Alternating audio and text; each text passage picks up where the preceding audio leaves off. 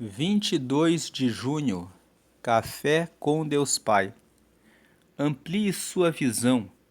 Ora, a fé é a certeza daquilo que esperamos e a prova das coisas que não vemos. Hebreus capítulo 11, versículo 1. Para onde você tem olhado? A grande maioria das pessoas vive apenas com a visão do natural, das coisas visíveis e constatáveis por meio dos olhos físicos. Mas o fato é que é necessário enxergar além, pois Deus nos criou para viver nesse nível. Para termos essa visão além do natural, há um ingrediente essencial: a fé. É por meio dela que enxergamos o mundo com a ótica dos céus. Percebo que muitas pessoas vivem uma vida tão intensa na Terra que acabam se esquecendo do que verdadeiramente importa. Ao ficarmos presos no natural, cedo ou tarde iremos nos encontrar sem perspectiva ou propósito. A Bíblia compara isso a correr sem alvo, desferir golpes no ar, algo que por fim acaba sendo apenas desperdício de tempo. E a vida se torna dessa maneira se a vivermos sem fé em Deus. A fé é o combustível para acessarmos o sobrenatural. É por meio dela que nos achegamos a Deus e tomamos posse das promessas que Ele tem para a nossa vida. Quando eu era mais jovem, recebi promessas da parte de Deus de que Ele me usaria para fazer grandes coisas pelo seu reino. Todavia, naquela época, eu jamais conseguiria enxergar isso, pois eu era um garoto tímido e introvertido. Aquelas palavras aos ouvidos humanos pareciam loucura para mim, mas apliquei fé, pois sabia que se Deus prometeu, Ele cumpriria e hoje vivo essas palavras. Deus Pai tem promessas para cumprir em você e por meio de você, mas para acessá-las é necessário tirar o foco do natural. A partir de hoje, amplie sua visão. Busque a porção que o Pai tem para derramar em sua vida e simplesmente creia, porque se Ele prometeu, vai acontecer. A frase de hoje é: se não houver expectativa e fé, os céus não se abrirão. Lendo mais uma vez: se não houver expectativa e fé, os céus não se abrirão. Como que você tem vivido a sua vida? Você tem vivido a sua vida acordando e repetindo as mesmas coisas todos os dias?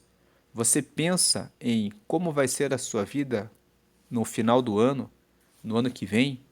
Você tem sonhos, você tem projetos, você tem metas de desenvolvimento, de crescimento pessoal?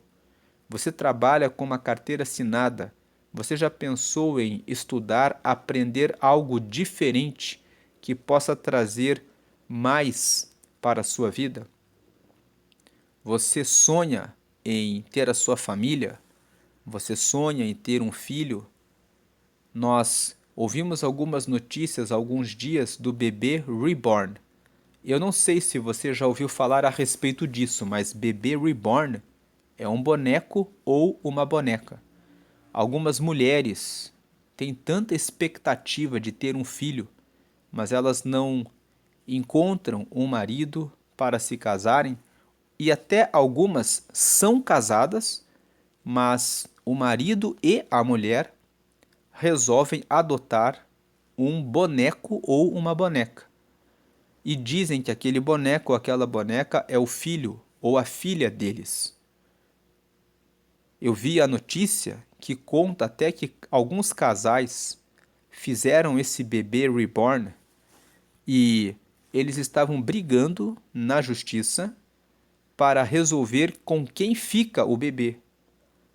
Isso mostra como algumas pessoas nos tempos atuais estão ficando totalmente sem a expectativa certa, a expectativa que vem de Deus, de terem um filho real, verdadeiro.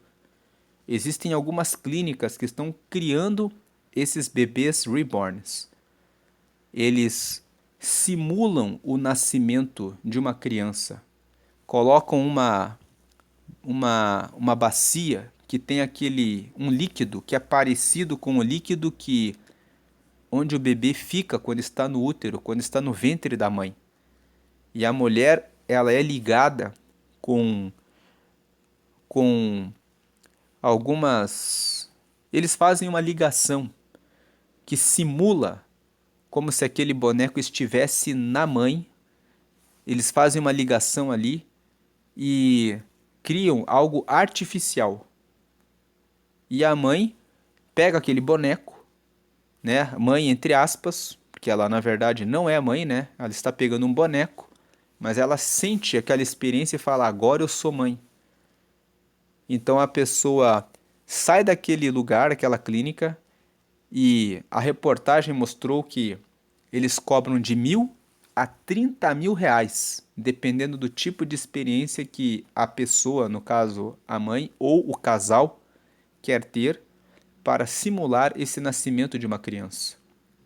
Veja que a falta de fé está prejudicando as pessoas a ponto de elas nem saberem mais algo que Deus deu para a humanidade. Desde o princípio, Deus criou Adão e Eva e disse: agora vocês... Gênesis, capítulo 2, versículo 24. Veja aqui o texto de Gênesis, capítulo 2, começo da Bíblia, logo no começo da criação. Deus falou aqui para o homem, versículo 24: portanto, deixará o varão o seu pai e a sua mãe, e apegar-se-á à sua mulher, e serão ambos uma carne.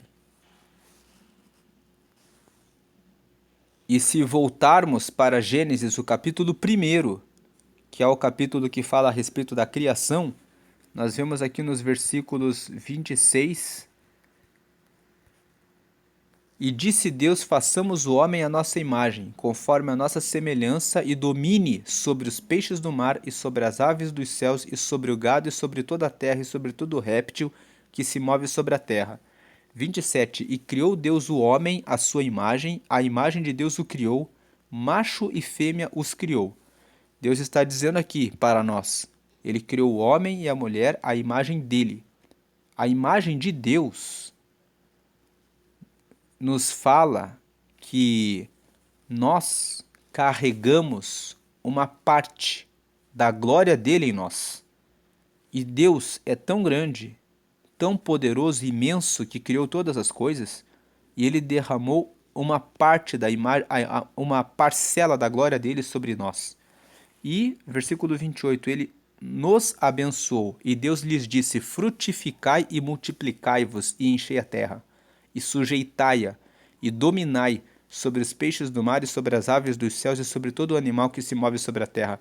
Veja que no versículo 28, Deus deu uma ordem dizendo: frutificai, ou seja, tenham os seus próprios filhos. E nós estamos vivendo tempos em que o afastamento do ser humano de Deus, quando as pessoas se afastam de Deus, elas perdem a imagem de Deus, elas perdem o conhecimento de quem elas são, elas perdem a compreensão de que elas foram feitas à imagem e à semelhança de Deus, tanto o homem quanto a mulher. Veja o versículo 27. E criou Deus o homem à sua imagem. Esse "e criou Deus o homem à sua imagem", o homem aqui significa o ser humano.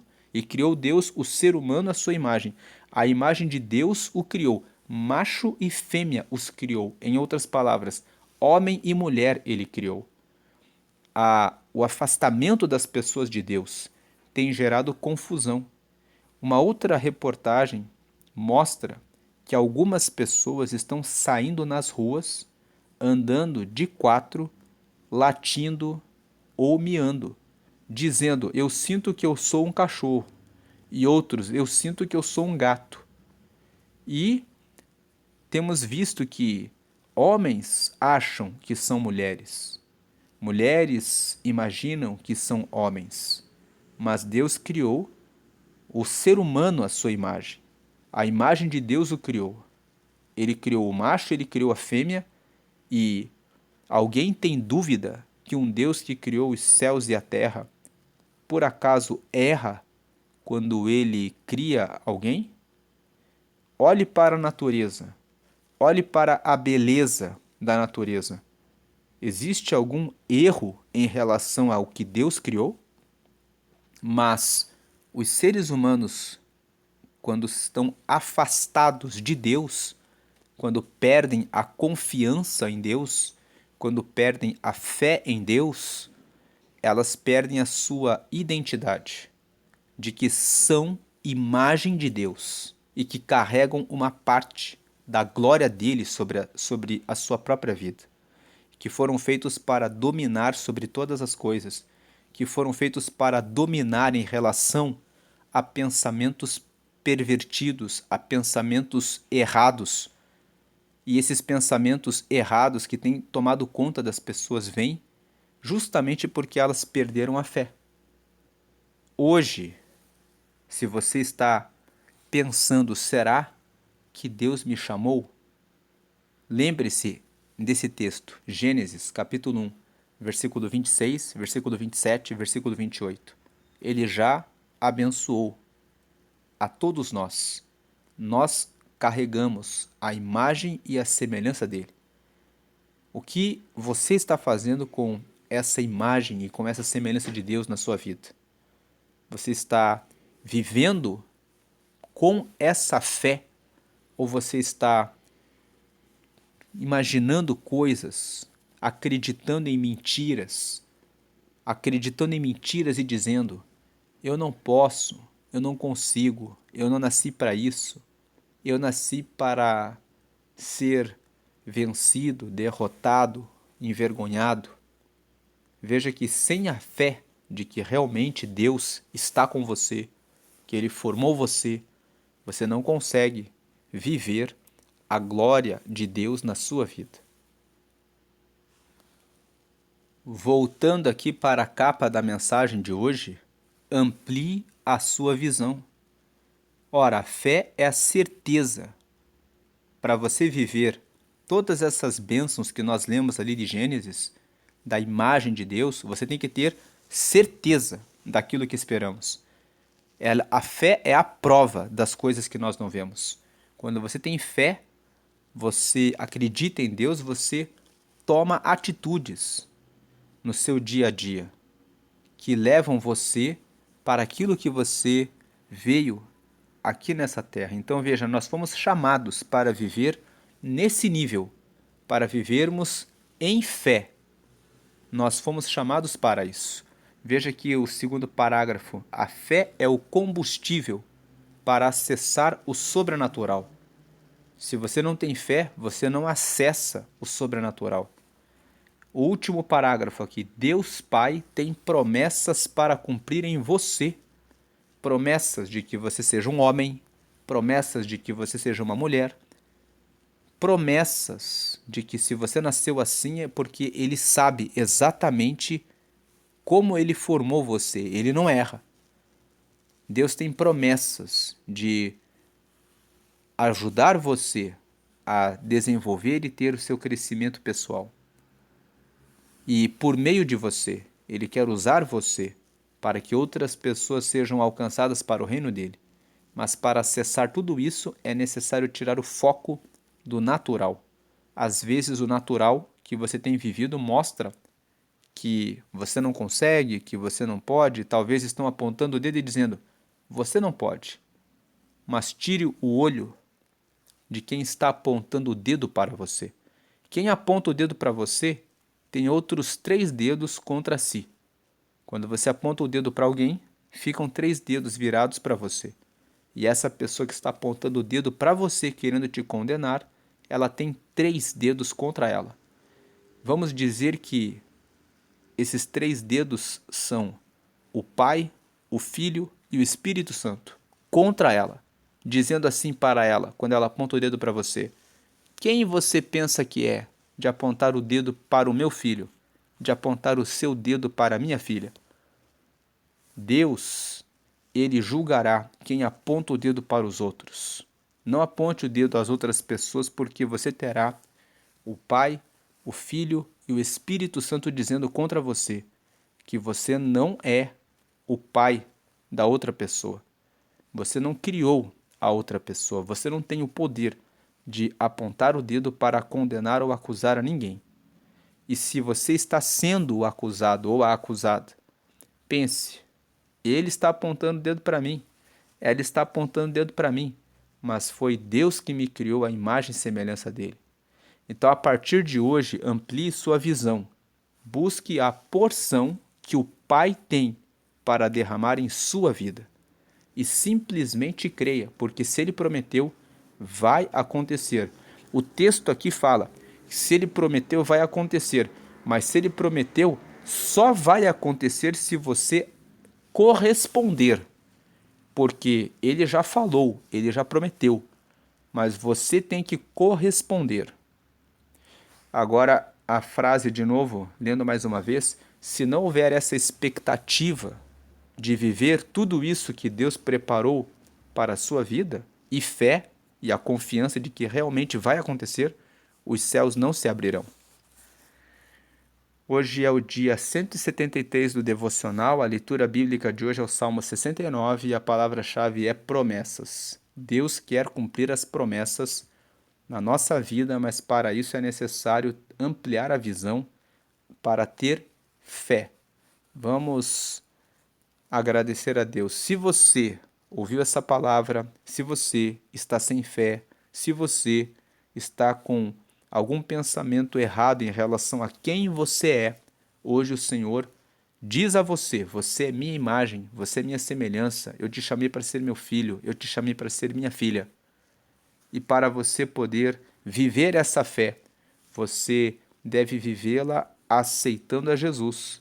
Deus Pai enviou Jesus na terra. Ele assumiu a forma humana e ele morreu na cruz para que pelo sangue dele todos recebêssemos a salvação, que é a salvação do quê?